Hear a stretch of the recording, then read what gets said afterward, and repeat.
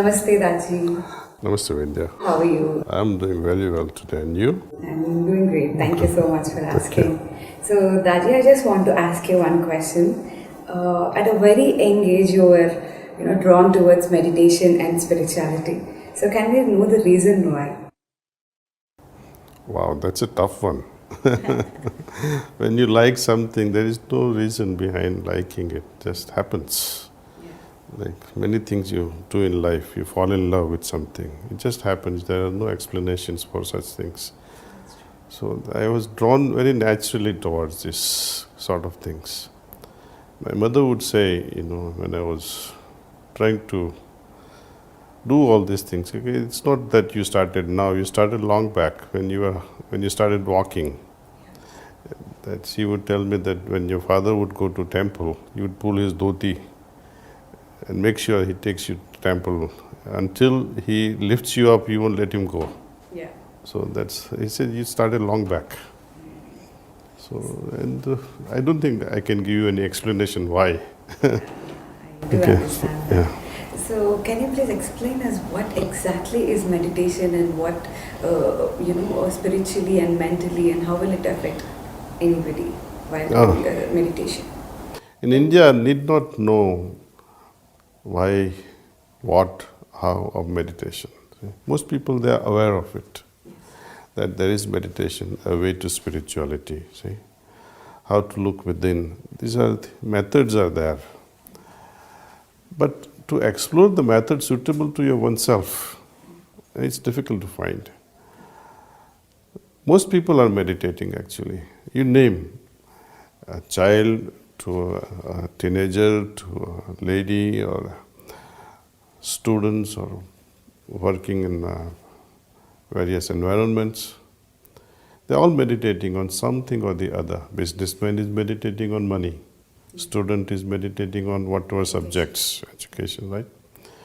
Now, the idea of meditation is to think on one object, God. That's how we first proceed with this idea, with the thought. Okay.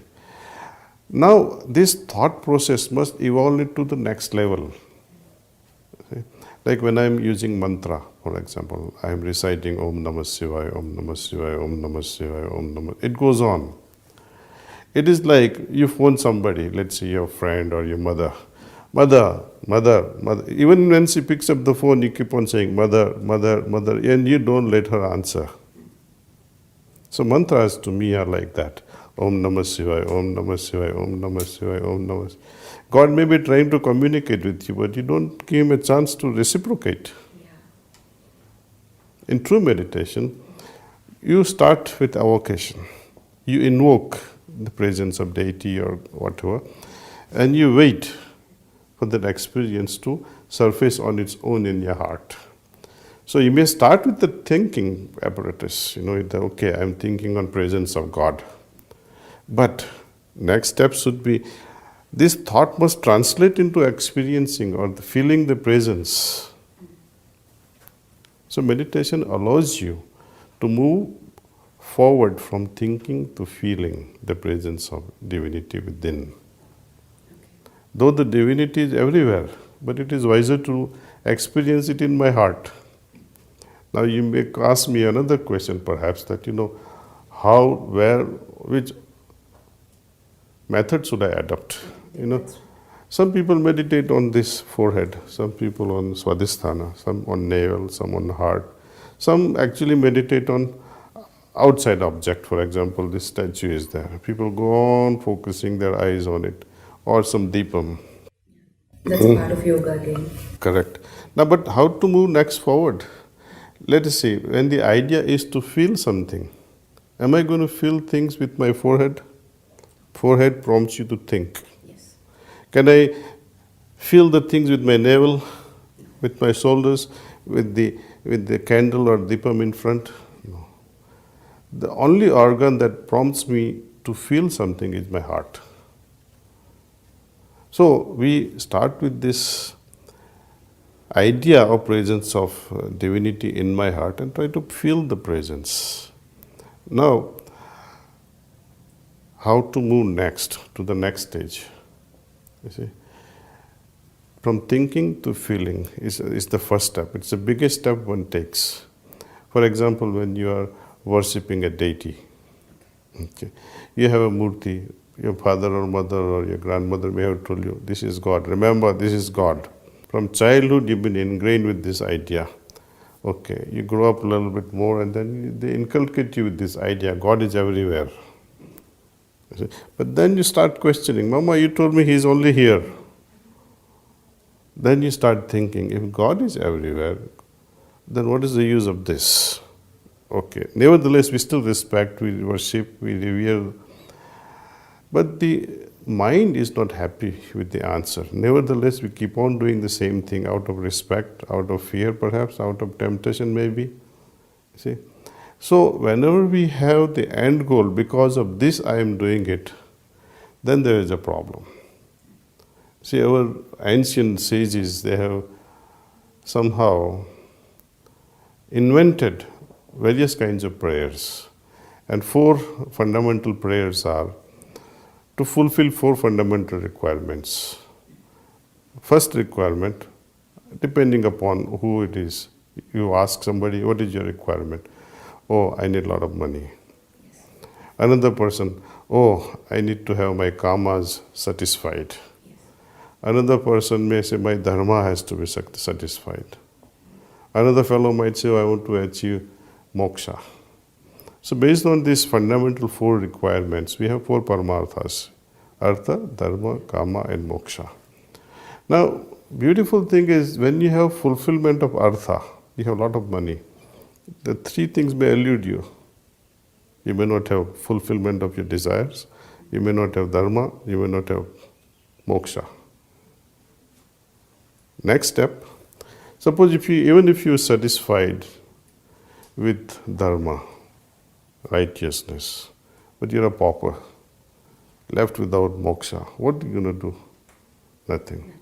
But if moksha is fulfilled, then other things remain irrelevant. So the goal is moksha. But according to this tradition that I am following, it's a first step into spirituality. What is moksha after all? It is what we call in our shastras as liberation. Okay. Why are we not getting liberated? So many years of worship. Right?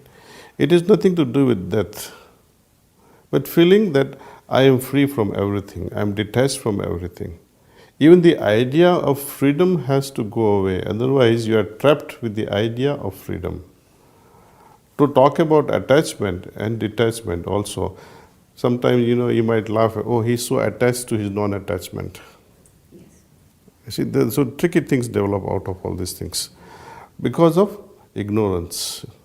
Though idea of moksha is there, what traps us here is our own samskaras, our own impressions about things. And because of this, we take birth after birth after birth to get rid of all these samskaras. What are samskaras after all?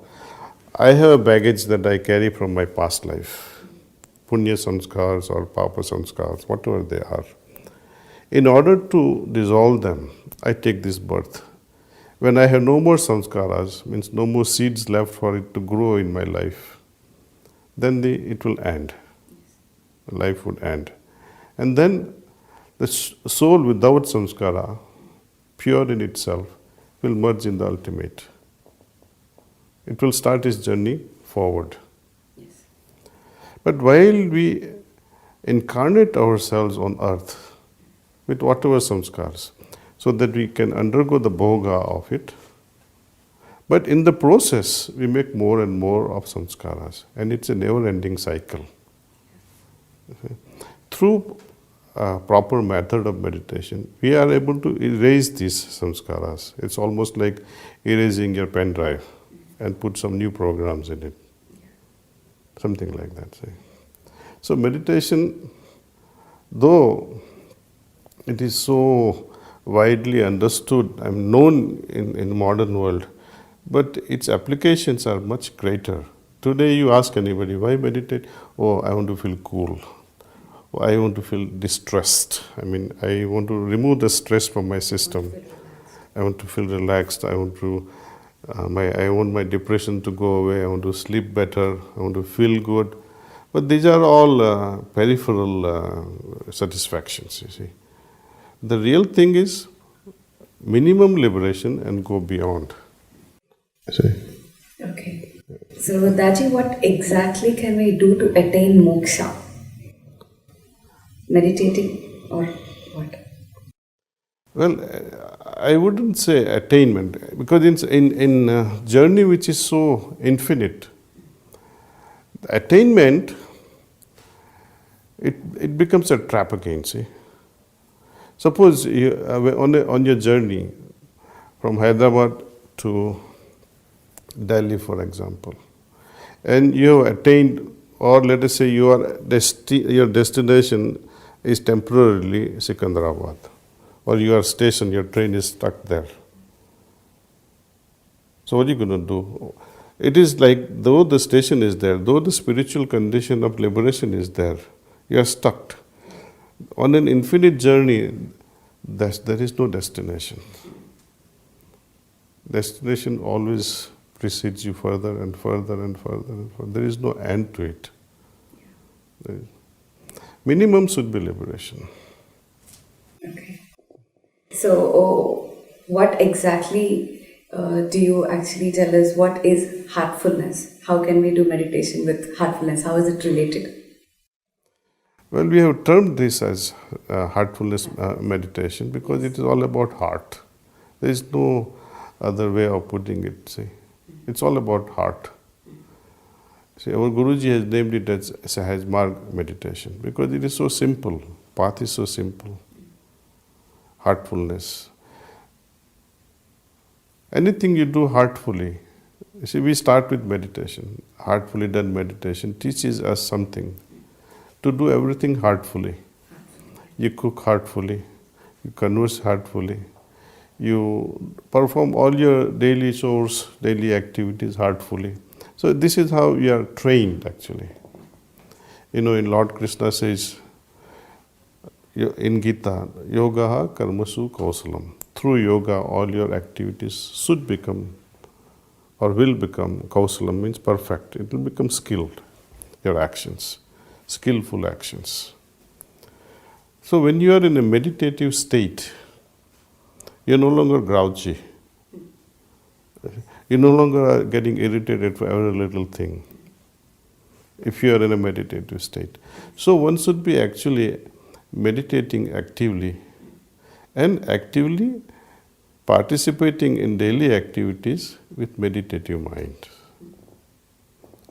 Meditation is just the beginning of it, but it must extend into our daily life. Otherwise, it has no meaning. That's true. Daji, what are the key aspects of heartfulness meditation? Oh, wonderful question. I think heartfulness meditation differs from so many, I would say almost all sorts of meditations. Number one, meditation is on the heart. Secondly, this meditation is aided, supported by pranahuti, called yogic transmission. Okay.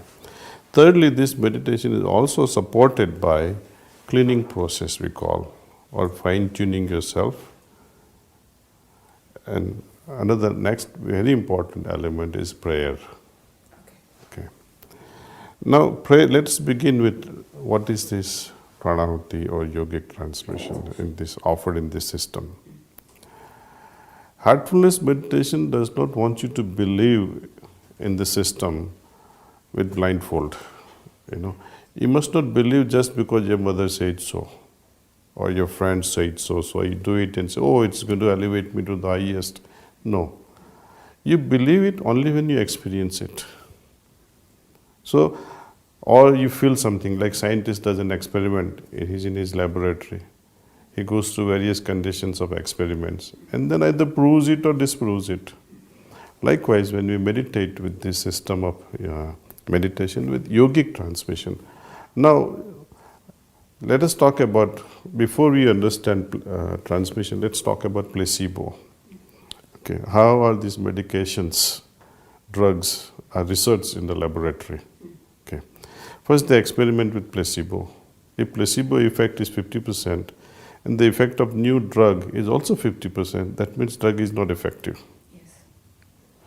If the drug impact is about 90%, then you can say yes, it is better than placebo and can be marketed for whatever reasons. So they compare placebo versus the active medicine. Now with meditation, with transmission,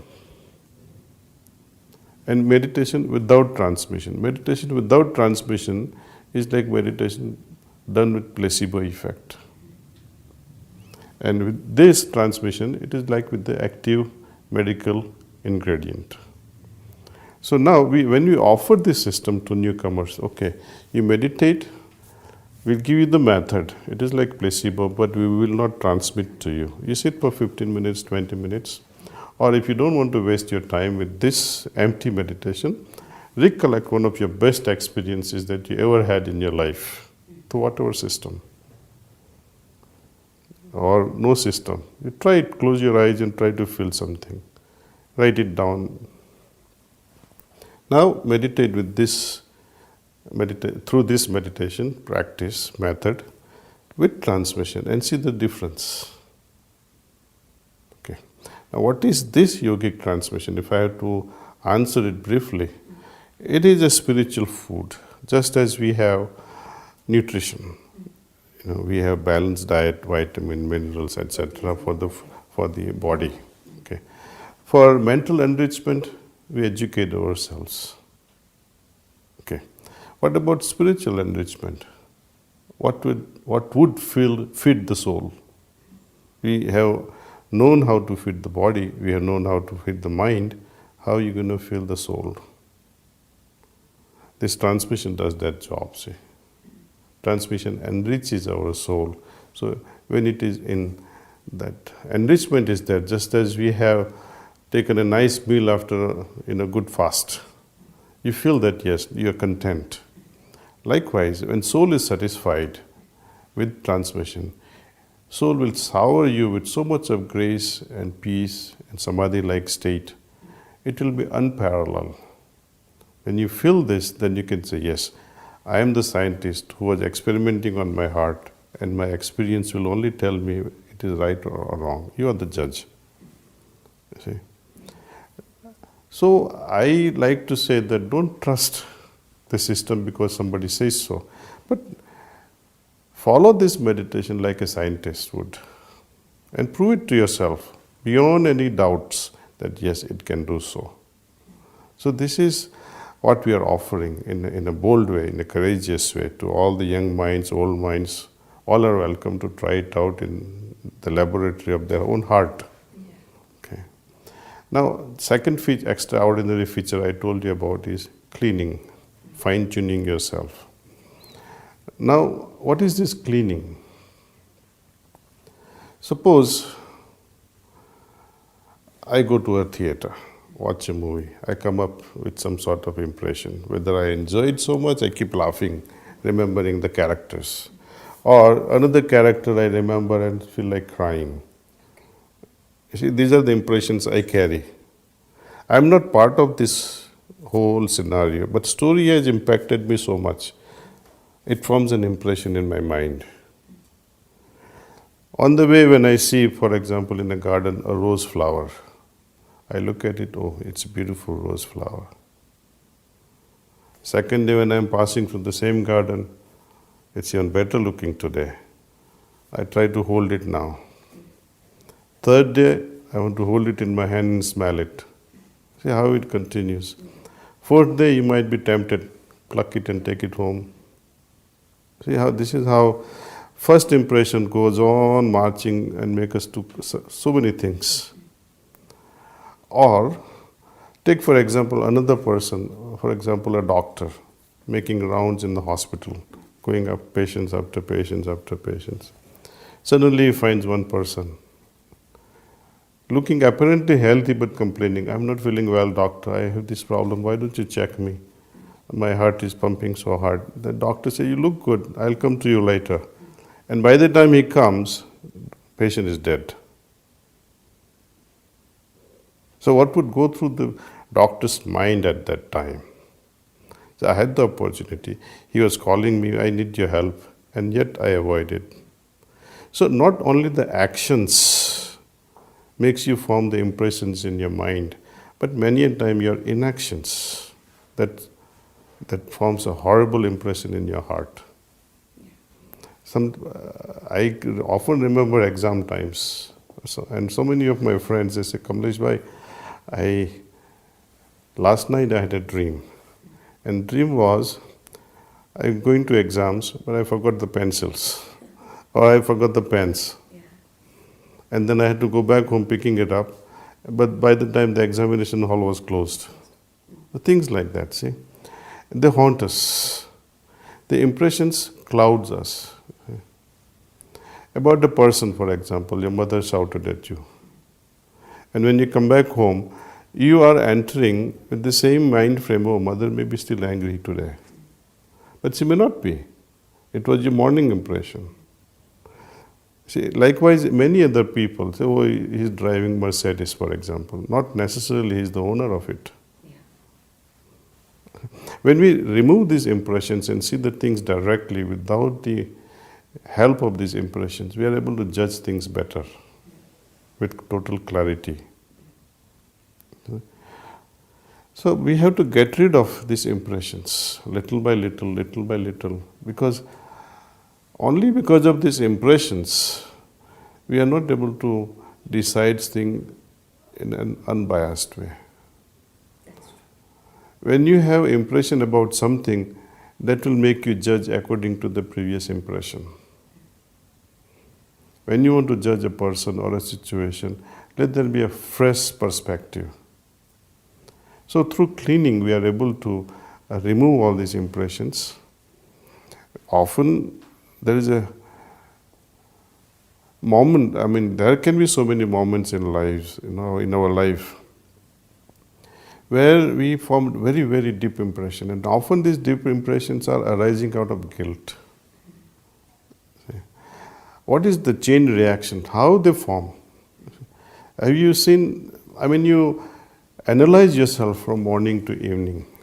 Moment you wake up in the morning till you go to bed. Different moods. Okay. They keep changing. What else you notice?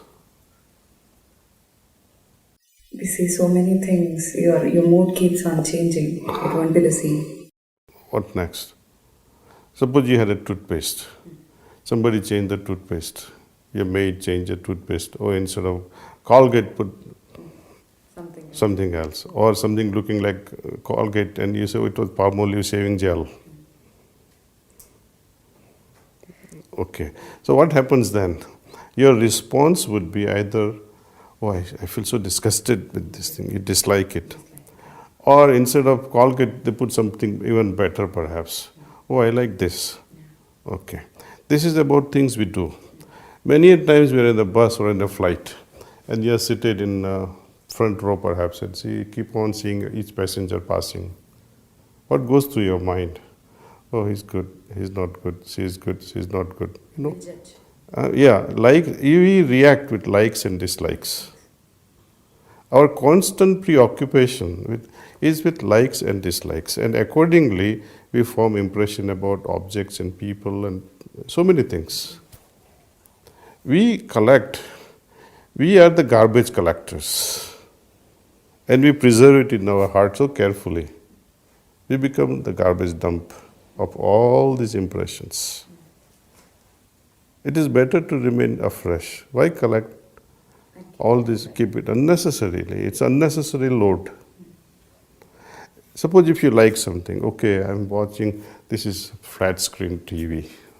I like it. Next step is, I want it. Or if you have the ability, you will buy it. If you don't have the ability to buy it, You feel bad. you feel bad. And that creates impressions. And they also settle down on a particular chakra in our body.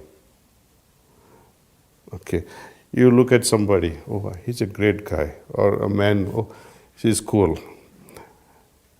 Or you're repelled by someone. It also creates impression, attraction towards opposite sex. These impressions also settle down on certain yogic plexus, you see. When those impressions are, let us see, not there, when you have no need of certain things, you feel at peace. There's so much of contentment. This contentment or a peaceful feeling is also part and parcel of another yogic point.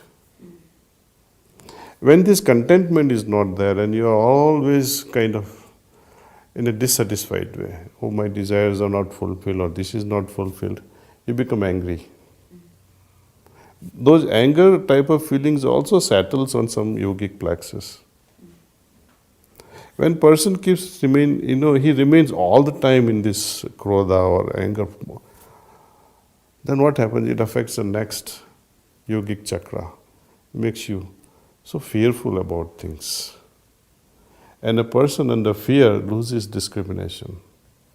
And a man who loses discrimination, meaning distinguishing right from wrong, good from bad, one who cannot discriminate is not a man. He has lost his buddhi. Per contra, if you have proper discrimination, you will be courageous to do the rightful thing. When you do the rightful thing, you fall in love with that action. And when you love something and you love your actions, there is automatic peace and contentment. But where did we start? From likes and dislikes. The root cause of everything is our preoccupation. Our mind scans through persons, things, processes. That is also one yogic point. If that can be regulated, then the rest of the life can be a superfine life. A life without the formation of samskaras. It's like a clean slate on which God can write whatever He feels like writing in our destiny. We are not to be blamed, oh, I did this or I did that. Let Him decide all that, see. That is aspect of cleaning. I would also like to put it in differently, like why heart should remain pure, simple, unadulterated, with nothing in it. I hope I'll be able to explain this properly. But I recollect my one experiment, not done in the school, but taught in the books. They take two halves of a ball and they're connected together. Okay. When the vacuum is created in this ball, okay, they remain, inseparable. You can't pull it with two hands. Even if you put two horses, you can't pull them apart. But you put little air in it, even with two fingers can easily remove it. The power of vacuum. Once Radha was very angry with Lord Krishna. She said, she wouldn't talk to him, and Krishna got perplexed. Why are you not talking to me today? So she said, you are always having this flute on your lips and I'm so jealous of it. She said, Dekho, what is there in it? There is nothing in it. So she sees through and all that. Then say, Lord Krishna, it's because there is nothing in it, I am able to play the beautiful music. You put your finger in it or wasp there or something, dust, it will not play the same music. With impurities in our heart, samskaras in our heart, I don't think we can fine-tune our heart and play the veena. No, it's not possible. There must be a relaxed state. Fear comes, tension comes, it's because of certain impressions we carry about whatever it be. I had to be out of all these impressions of fear, even extraordinary love. All unnecessary thing. Not that we don't love people, but not in such a way that it destabilizes your system. Okay, so that is about cleaning. About prayer. Often people, I would say without an exception, they pray for themselves. Yes. Even when they say, my Lord, let there be peace in the world. But often you are asking for your peace. Even when you mean, let there be peace in the world.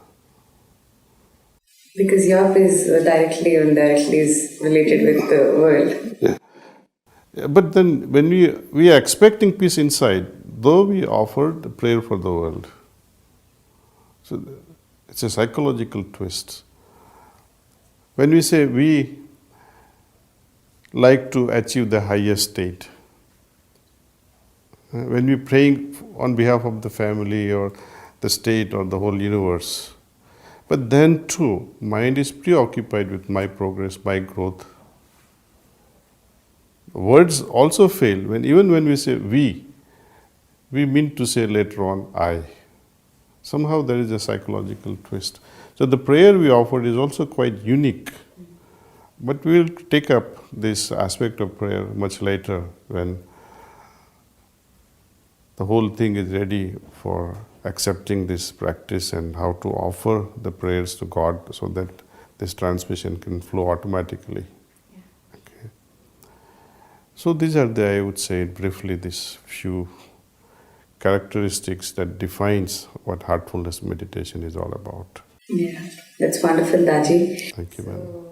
Thank you so much, Daji, for your time. Actually, this is a great start for our show, and thank you so much for enlightening each and every one of us. Hope this continues like this. I hope so. Thank you. Thank you.